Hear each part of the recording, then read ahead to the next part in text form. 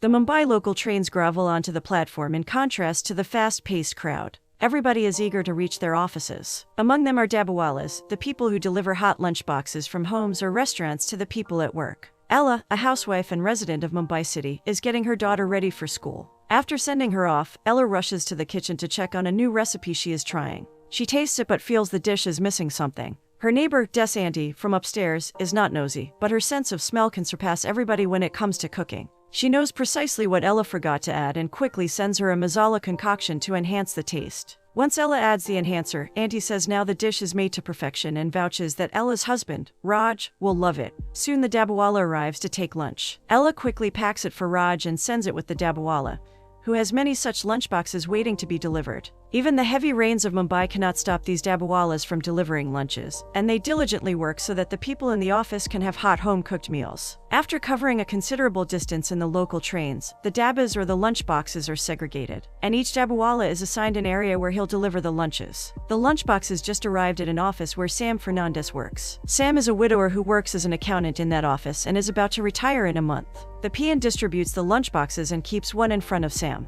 Sam is too busy to take any notice, but then his senior, Mr. Shroff, comes and introduces him to Aslam Sean, who will be joining in his position after he retires. Mr. Shroff speaks highly of Sean and assigns Sam with the task of training Sean. Once Mr. Shroff leaves, Sean tries to make small talk with him, but Sam is not very welcoming and gives answers in monosyllables. He continues doing his work, leaving Sean standing there, expecting an explanation about the training. After waiting for some time, Sean takes the initiative and asks when they will commence the training. Sam says it is almost lunchtime and asks him to come after 4:45 p.m. When Sam opens the lunchbox, he realizes it is not his usual lunchbox. He doesn't think much of it and opens the different compartments, each containing a different dish. He sniffs each dish as, after a very long time, he smells home-cooked meals. It is time for the boxes to be returned to their rightful owners. The dabawalas sing as they travel back with the empty lunchboxes. Ella rushes to the door to pick up the box left at her front door. She is amazed to see it empty and, in her excitement, shares it with her neighbor Auntie from upstairs, with whom she talks through her kitchen window.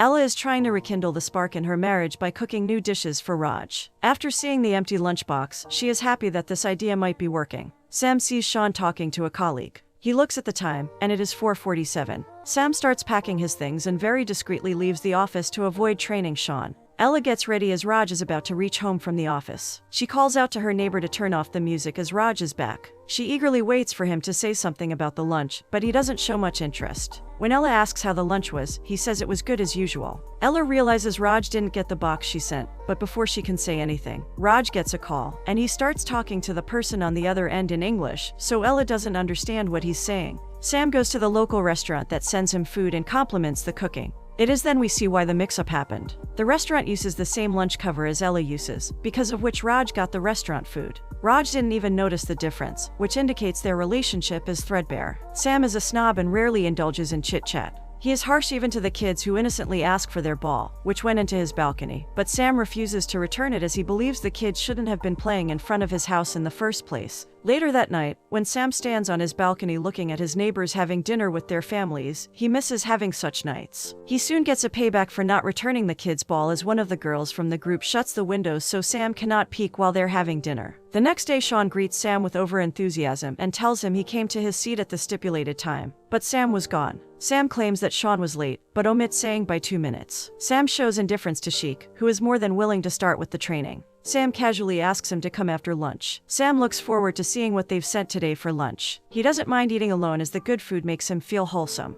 But today he finds a note with the food. He looks around, trying to guess if someone from the office has written the note. He reads the note in which Ella thanks him for sending the box empty and reveals that she had made the dish for her husband. She also writes that after seeing the empty lunch, her husband will have something to say to her. The few hours between the time the tiffin box came back and her husband returned, she was hopeful, and for those hours, she is thanking him by sending her husband's favorite dish in the tiffin. She writes her name at the end. Sending a thank you note is neighbor Auntie's plan. Ella is worried the letter might go to Raj, but Auntie says that Raj should be held accountable because yesterday, he didn't even notice the change in the taste. Sam feels bad for eating someone else's food. Today he doesn't know what to do, so he decides to eat it anyway and send a reply back with the box. Ella reads the reply, which says the food was very salty today. Ella shares it with Auntie, and Auntie gets annoyed at the sender's discourtesy. She sends down chilies and asks Ella to use them next time. Ella is not sure she wants to continue doing this. She says she'll talk to the Dabbawala, but Andy stops her and says the sender of the note should have been at least thankful. Sean finds Sam between the inventory racks. He again tries to talk to Sam but gets no response. He even compliments the aroma his lunchbox emits and says his wife has magic in her hands. Sam replies his wife is dead and walks away, leaving Sean bewildered. Sam now looks forward to his lunch, so much so that he opens the lunch cover only to have a whiff and guess what it could be. That day Sam is the first one to wrap it up and leave to have his lunch. He looks for the note, but today Ella has not sent a note. Instead, she has made the food very spicy to show her annoyance at him being thankless. Ella is surprised when the lunchbox comes empty again,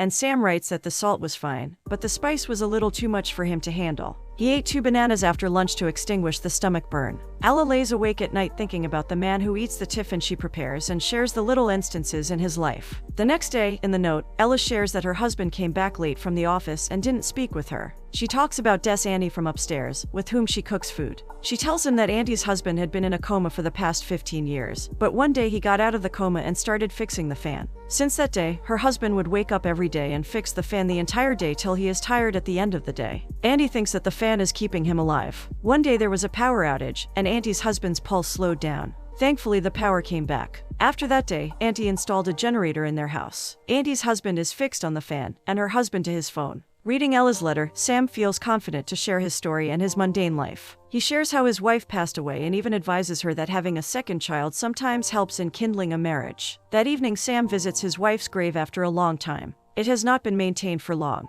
Probably Ella sharing her family issues made Sam miss the only family he used to have. As suggested by Sam, Ella tries to get close to Raj, but Raj brushes off her advances. One morning, the traffic on Mumbai roads brings everything to a halt. Sam is waiting in his auto for the traffic to clear up. The auto driver tells him that a woman with her daughter jumped off a building nearby, which caused the traffic. Sam gets apprehensive hearing the news. That day he stays anxious because it is already 1, and the lunchbox hasn't arrived. He would be lying if he said he didn't think of Ella and her daughter when he heard the news. He can't focus on his work and looks expectantly at the peon distributing the lunchboxes. He breathes a sigh of relief when the peon gives him the lunchbox, and he smells the familiar aroma of a home-cooked meal. He has just started reading Ella's note when Sean intervenes. Sam again tries to send him away, but Sean is persistent even when everybody in the office says not to expect anything from Sam. Sean shares that he is an orphan. He taught himself everything, including accounting, and his name was also chosen by him. He further says that Sam doesn't need to bother because he will teach himself the office work too. He starts to leave. Sam feels he should not go so hard on Sean and calls him back. He assigns him work, which makes Sean very happy that finally, someone has taken him under his wing.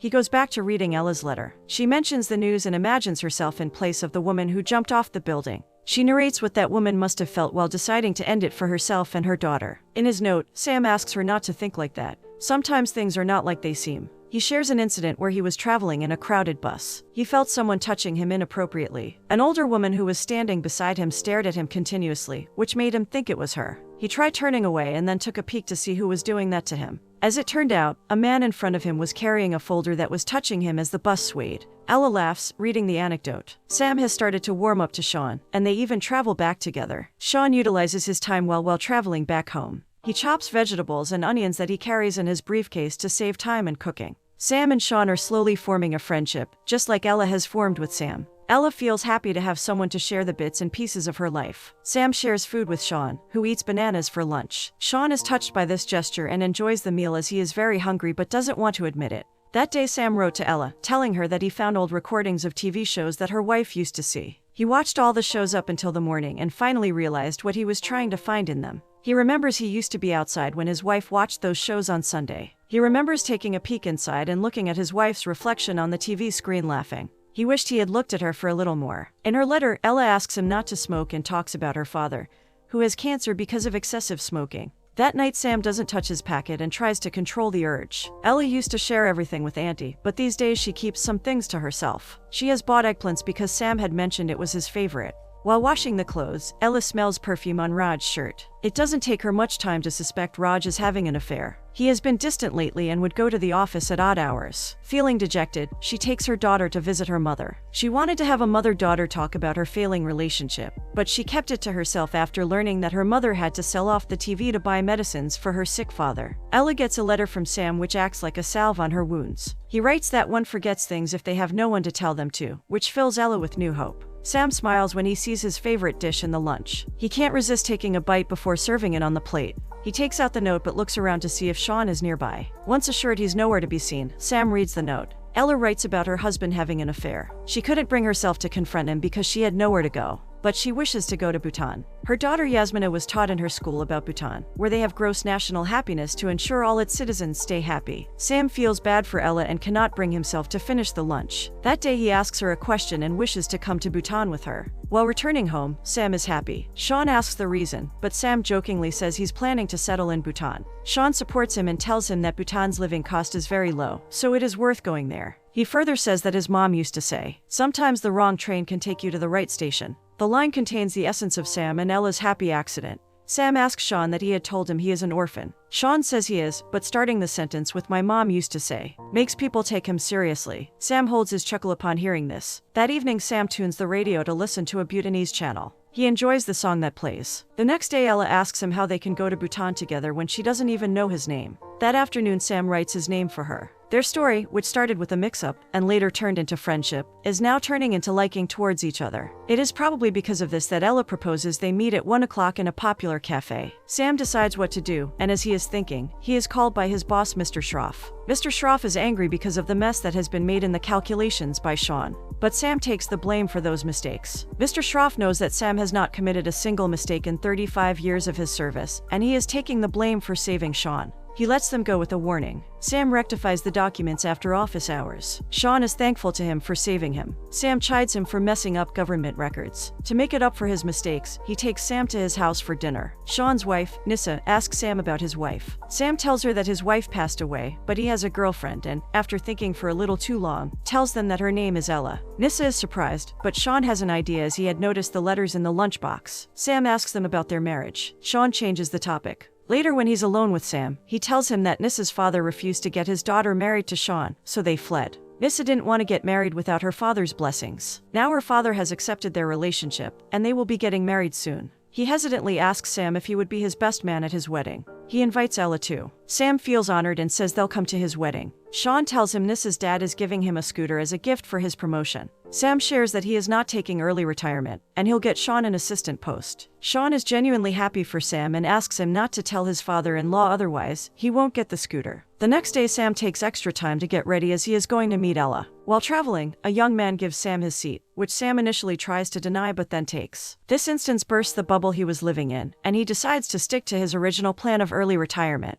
That afternoon Ella didn't send him tiffin as they were going to meet for lunch. Ella waits at the cafe for a long time, but Sam doesn't show up. That night Ella couldn't sleep for a long time thinking of all the reasons why Sam didn't show up. The next day Ella sends an empty lunchbox letting him know she is angry because he stood her up. Sam writes to her, saying that he deserves the empty lunch. He then shares how the day before, when he saw himself in the mirror, it struck him that the bathroom smelled exactly like it used to smell after his grandfather took a shower. But this time, it wasn't his grandfather but him. He realized how old he had gotten. And this was again a reminder in the train when he was offered a seat. He concedes he had come to the restaurant and saw her waiting the entire time. She looked beautiful. He reminds her she is young and she can dream. He wants to thank her for letting him in her dreams for some time. Soon Sean gets married. Sam is the only person attending from Sean's side. Sam is leaving for Nasik after the wedding. Sean admits he isn't feeling good that his mentor and friend is going away. Before leaving, Sam invites him to visit him at the new place. Sam and Ella are both upset at the end of not only what could have been a beautiful love story but also a lovely friendship. Ella is doing her chores when she gets a call from her mother informing her that her dad passed away. Ella cries after she hangs up. But she has to be strong for her mother. She rushes to her mother's place and finds her sitting quietly. She hugs her and tries to console her, but her mother tells her that they had many problems in their relationship, to the extent that she was disgusted by Ella's father, and her life had become monotonous. She was just fulfilling the duties of a wife without any feelings for him. Ella realizes this is her life with Raj. The thought that she won't feel anything if her spouse passes away scares her. Ella decides to visit Sam in his office. She tells the Dabawala that the tiffin is being sent to the wrong address and, in that garb, acquires Sam's office address. She takes her daughter along with her. She meets Sean, who tells her that Sam has left the company and shifted to Nasik. Sam has boarded the train to Nasik. His fellow compartment passenger asks him if he's moving permanently, and he replies in the affirmative. The passenger continuously taps on the table. Probably because he was a typist, and having typed for so long, he had created a muscle memory that made involuntary movements as if typing in the air. Sam notices it and feels uneasy. Ella is befuddled that Sam went without telling her anything. She returns to her home, and so does Sam. He has changed his mind and returns to his old house. The next day after sending her daughter off to school, Ella writes to Sam, telling him that she is leaving Raj. She has sold all her jewelry, and with the money she has collected, she is moving to Bhutan with her daughter. She has packed her bags and is waiting for her daughter to return from school. They'll take the train that afternoon. She is still contemplating whether to send the letter to him or keep it with her. She is reminded of the saying that sometimes the wrong train can lead you to the right place. The same day, Sam goes to meet the Dabawalas and asks for Ella's address. As Ella waits for Yasmina to come back from school, Sam makes his way to Ella's house with the Dabawalas.